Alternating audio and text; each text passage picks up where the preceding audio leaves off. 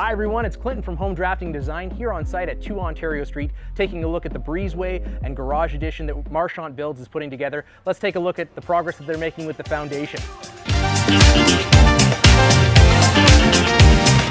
So you can see I'm standing here in the midst of what's going to be a 2-car garage. Behind me, the excavator is removing all the extra dirt after all the backfilling has been completed. The foundation wall has been poured, and now Marchant has come through and packed down all the dirt in the center.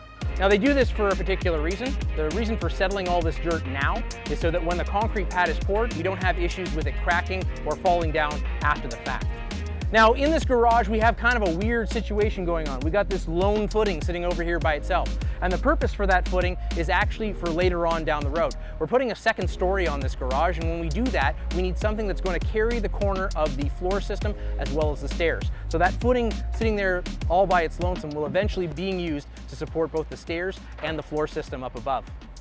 You can see that we've gone with a regular poured concrete foundation wall on this build, and it's 8 inches thick. And the reason why we've done it 8 inches thick, although the rest of the house has been done in brick in its original form, we're actually going to be doing this all in siding. So by doing an 8-inch wall, we have enough room for our 2x6 plating and our 2x6 framing, and then all of our siding to go on the outside, since we're not carrying brick. Now, if we had to carry brick, we'd probably have to go to at least a 10-inch foundation, but in this case, we're able to stick with an 8.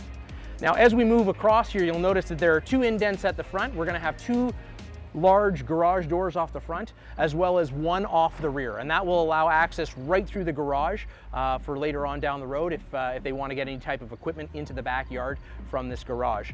Off to the side over here, you'll notice a smaller cutout. This is going to be for our man door, and then over here is our breezeway. So connecting the 2 parts of the house together, our old and our new. And right in here, there'll actually be a door that's going to be cut out of the existing laundry room.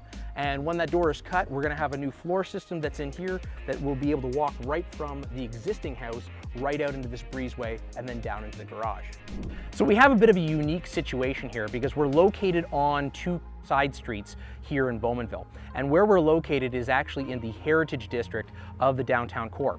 What does that mean for our build? Well, it meant that we had to be creative about what we wanted to build. We had to work within the confines of the existing structures that are surrounding us. So originally the client wanted to build a 3-car garage. The difficulty that we had was we were only allowed to have 9 meters of garage doors across one street side. So in this case, because we are actually on 2 streets, if we decided to build a garage or a structure off the side street as well as off this main street, we could have actually increased the amount of doors facing the roads.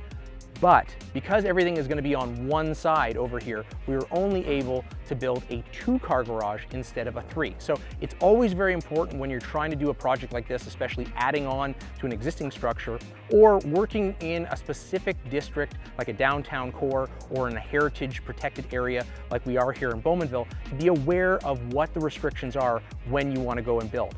For us, this meant we had to go to the Committee of Adjustments and work through several extra steps that we weren't really initially planning on doing. And in the end result, we were halted by the municipality in being able to build our 3-car garage. Now, fortunately, we managed to make it work with the client. We extended out a little bit farther in the back to give them the space that they needed in the garage for storage, as well as up above. But at the end of the day, we were limited as to what we could actually build.